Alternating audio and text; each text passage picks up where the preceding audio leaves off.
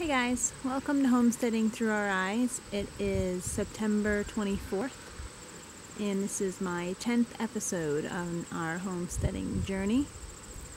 So let's check out the garden. This is a fall garden.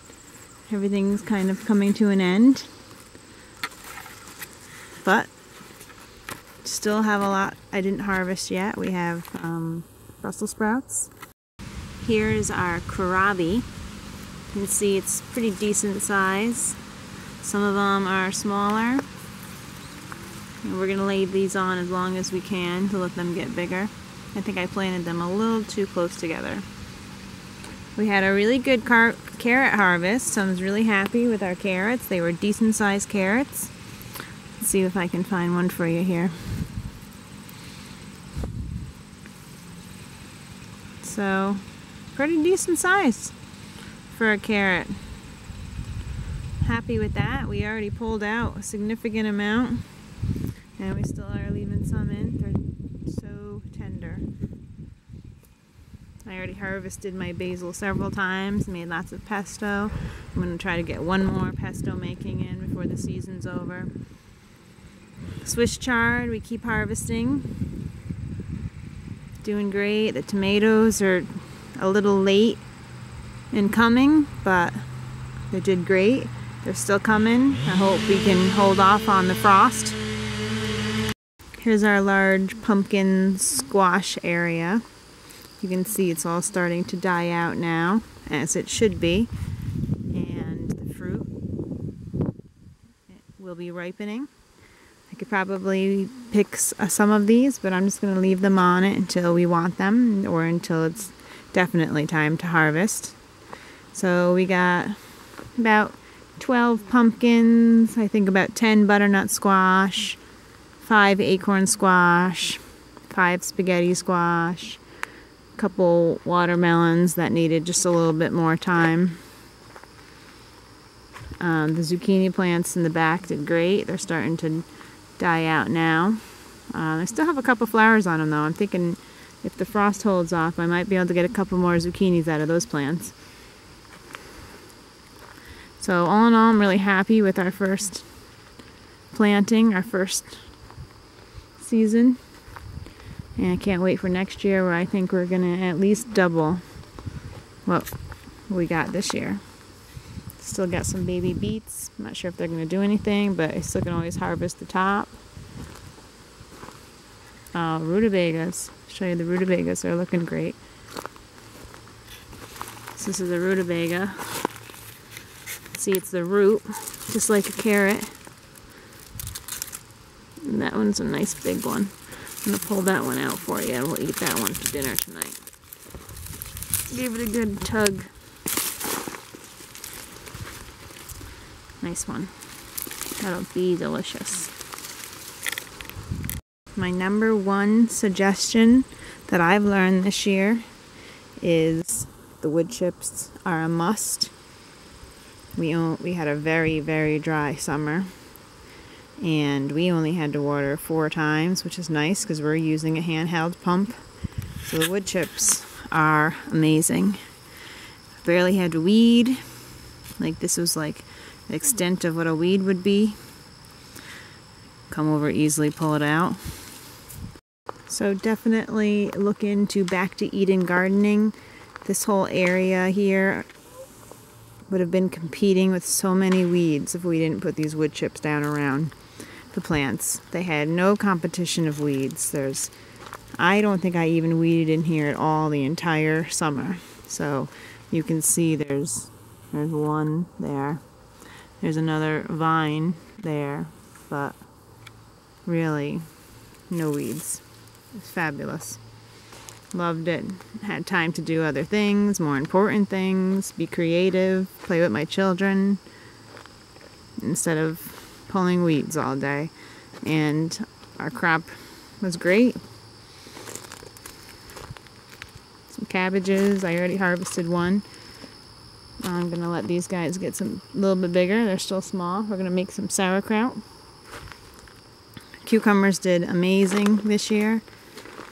We did have, some friendly critters that liked eating them, so Put up one of these, hung up some CDs, helped a little bit, but all in all, we had an amazing cucumber here. Probably got one in here hiding. Here's one right here. See a little critter? It's okay. Still plenty on there we can eat, and he got to eat too. I got 24 quarts of pickles pickled up, plus as many cucumbers as we could have wanted. So happy with my cucumbers.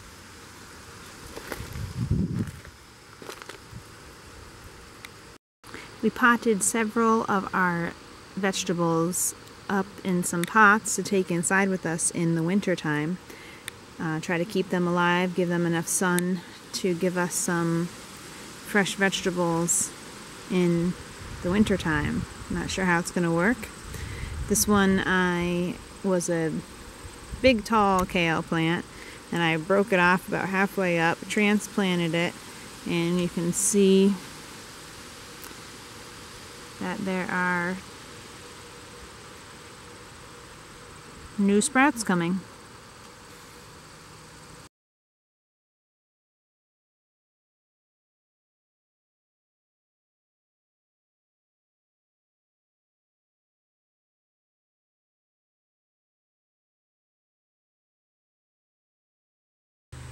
So we got some things to make our life a little easier. We got a cart, a big water jug, so we need to start bringing water back to do the cement. Another big purchase we had to make, 6 pallets of concrete that you only add water to. We're going to use this for our footings in the yurt area. Lowe's dropped it off for us. It's an extra $65, not bad for $1,000 worth of concrete. We've shut down the farm stand for the winter, as it's now into the end of September, and right now it's storing everything, which is kind of perfect. So we went and picked up some sono tubes, 12 inches. We have 21 of them, even though we need 30, but we got them on Craigslist for half priced, so that was a good deal. We have some cement under here, and we're going to start our footers. And we got a four-wheeler. The four-wheeler was a very big investment, but it's going to be our snow removal. It's going to be pretty much our driveway back to the yurt. It's going to have that tractor hauling behind it to haul things back to the yurt. So it was a big investment, but I think it's going to be just what we needed to help us get our projects done.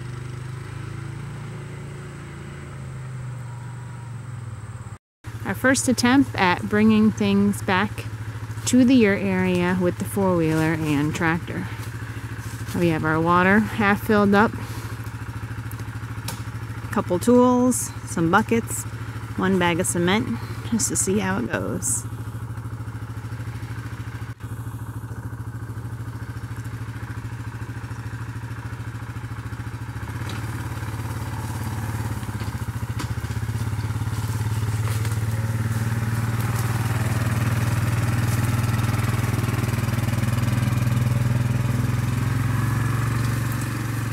Looks pretty good.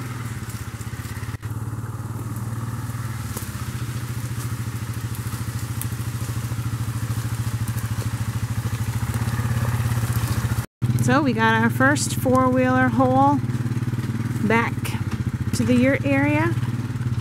Everything went smooth, no problems. We can start getting ready to do our footers. All 30 holes are done, so it's time to start the footers. Thanks for watching. Check back often. The most exciting part is coming up still. We are putting our yurt up in 1 month. So stick around, subscribe, like, comment, and enjoy your day. Peace.